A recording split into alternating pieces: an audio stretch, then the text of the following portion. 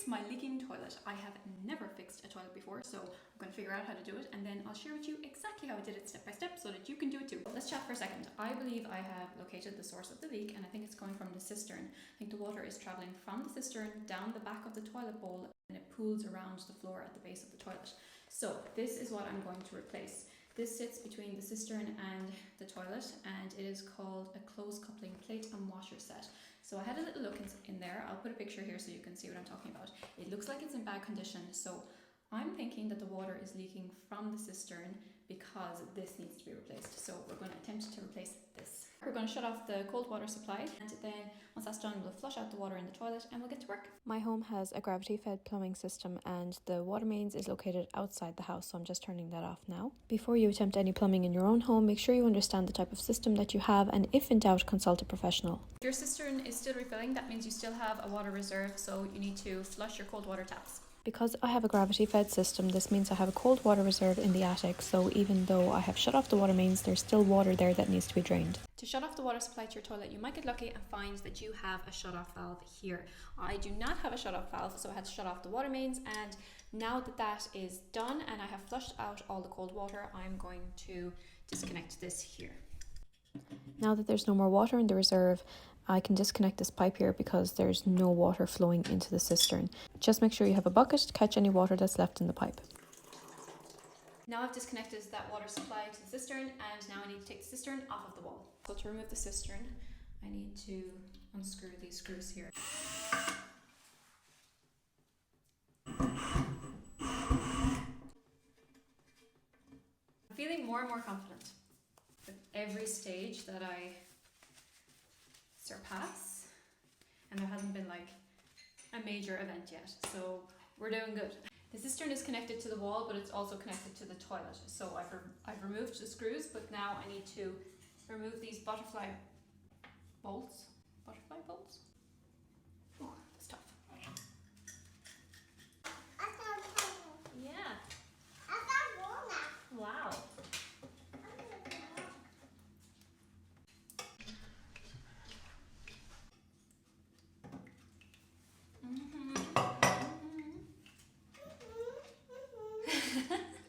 Yay! We're doing it, girl. We're doing it. Come say hi. Crossing fingers that we don't break porcelain today. Wish me luck. I'm scared. We can do this.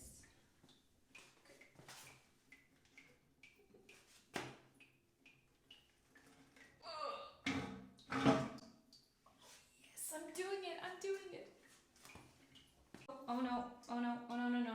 We don't like spiders. We're not loving the spider situation. Let me take him out. Not like out, I mean like outside, out. Let me take him outside. How? Okay. Just slightly. So there's a little bit of water still in this.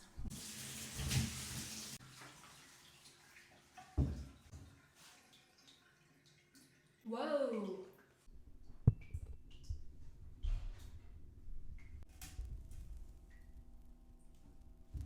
Look at the state of this. That's why the toilet was leaking. So I was really pleased that I was correct about the source of the water leak, because I was really afraid that I was going to take off the cistern and find out that I was wrong. Then I just moved on to taking off the nut, and I realised there was so much rust there. And it turns out that that's because the close coupling plate was practically disintegrated onto the cistern. It was in such a bad state. So I started cleaning up the rust off of the cistern, and then that's all rust there on the toilet too, so I gave that a clean before quickly moving on to something else. So if you find that you've got water leaking down the back of your toilet bowl and possibly pooling around the base of your toilet, one possible cause could be damaged toilet seat hinges. So I have just found that my toilet seat hinges, which are super old, are rusted and the seal is broken. So what you can do is you can leave the toilet seat and just repair the hinges, or you can just change out the toilet seat entirely. So I did want to just repair the hinges, but everything is so rusted that I just need to let go of the entire toilet seat and replace it with something new. This is the connection for the toilet seat to the toilet bowl, and it's obviously really gross. That's all rust. I don't think these fittings have ever been changed. Cannot twist it off. Look at all that rust. Literally 2 hours later, I finally managed to get the toilet seat off. It was so rusted onto the toilet. If your toilet seat fittings are looking rusted, sort it out ASAP. So we have everything off now. We have the cistern off and the toilet seat off. I'm going to replace that as well. Everything's ready now to just install the new closed coupling kit. Before I install the closed coupling plate, I am going to add some plumber's mate around it just for a bit of extra security so that there are definitely no more leakages. So this is what it looks like, and it's quite sticky.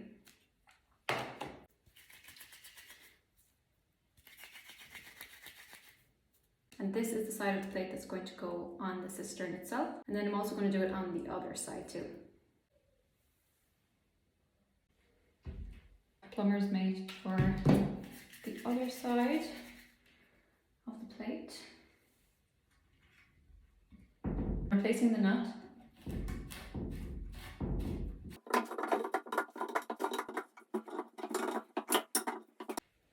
And just taking a ball of the plumber's mate and rubbing it against the excess. Need to pop these in next. And lastly is the donut. So this rounded part needs to go face down onto your toilet, and the flat part is going to go up against your cistern. You just want to make sure that the donut is completely covering all of this here.